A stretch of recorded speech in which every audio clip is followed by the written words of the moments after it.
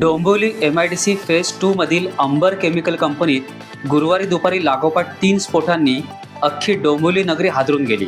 अंबर कंपनीच्या बॉयलरचा स्फोट झाला आणि बघता बघता कंपनीत आग पसरली। क्षणार्धात आगीने रौद्ररूप धारण केल्यामुळे शेजारच्या अन्य 2 कंपन्याही आगीच्या भक्ष्यस्थानी पडल्या।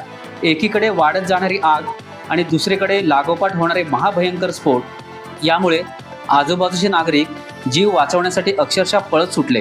स्फोट इतके प्रचंड होते की अपार्टमेंट आणि वाहनांच्या काचा तडातड फुटल्या, खिडक्यांच्या चौकटी निखळून खाली कोसळल्या, दुकानांचे बोर्ड तुटले, इमारतींचे सिमेंट पडू लागले आणि काचांचा अक्षरशः खच निर्माण झाला।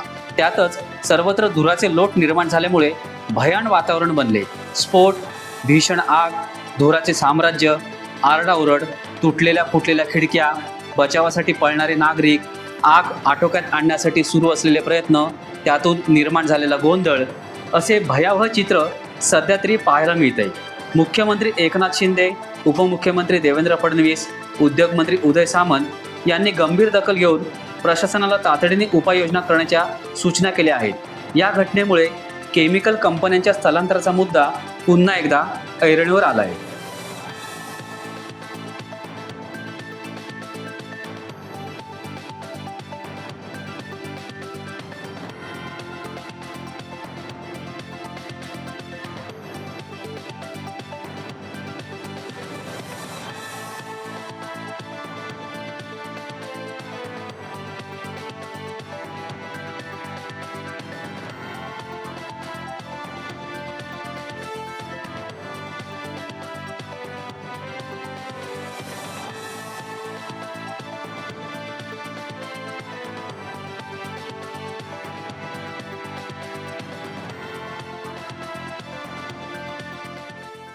टाइम्स डिजिटलला लाईक करा, सबस्क्राईब करा, शेअर करा आणि बेल आयकॉन दाबायला विसरू नका। पाहत रहा टाइम्स डिजिटल।